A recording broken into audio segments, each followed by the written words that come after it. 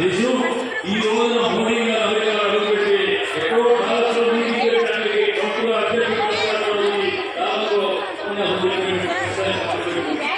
అంతేకాకుండా 200 సంవత్సరాల ముందు పెట్టాల్సినటువంటి ఈ బ్రిటిష్ సామ్రాజ్యం అవునా చూసా వెంకటేశ్వరం అయిపోయావు. చెప్పులు తీసేయండి, అందరు చెప్పులు తీసేయండి. ఎవరు చెప్పులు ఉంచద్దు, చెప్పులు తీసేయండి. అమ్మ అందరు చెప్పులు తీసేయండి, చెప్పులు ఇడిచేయండి. అందరూ ఎవరు చెప్పులు వేసుకోవద్దు.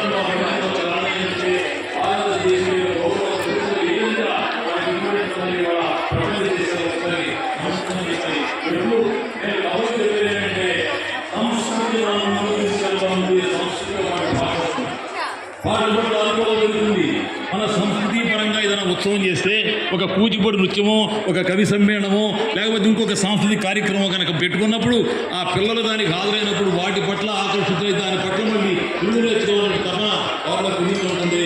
అయితే ఈ రోజున తెలుగు భాషకు ఆంధ్రప్రదేశ్లో ఏదో దొరుకుతుంది, ఏదో నష్టం దొరుకుతుంది ఎవరనుకోవాల్సిన పని లేదు. భాష తప్పనిసరిగా బ్రతికే ఉంటుంది. తెలియో తెల్లకో అనేటువంటి ఒక కృష్ణరాయ గారు పెద్దలు పాండవులతో విజయాలను ఒక పద్యం తిరుపతి రాసిన పద్యం 75 సంవత్సరాలు మన భాషని గ్రామీణ పల్లెటూరు యొక్క గీతలు రాసుకుని గుర్రెలు రాసుకున్న దగ్గర నుంచి కూడా ఆ భాషని పైకి తీసుకొచ్చినటువంటి పరిస్థితి ఉంది.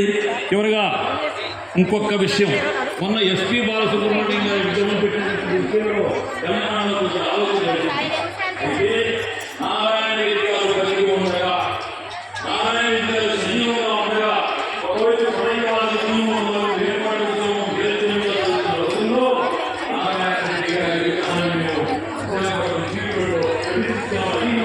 ఇవాళ ఇంతమంది కవులు మన దానిలో కవులు వీళ్ళందరూ కూడా ఉన్నారు. నా నృత్య దర్శకత్వంలో సప్పా శివకుమార్ గారు, నరేంద్ర గారి దర్శకత్వంలో ఇంతమంది పిల్లలు తయారయ్యారు. తెలుగు తోరణం అనే బ్యాలే చేయబోతున్నాం కాసేపట్లో.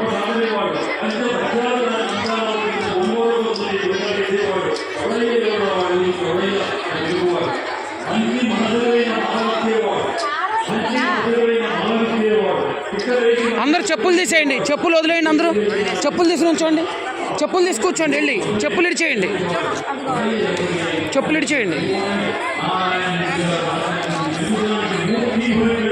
చెప్పులు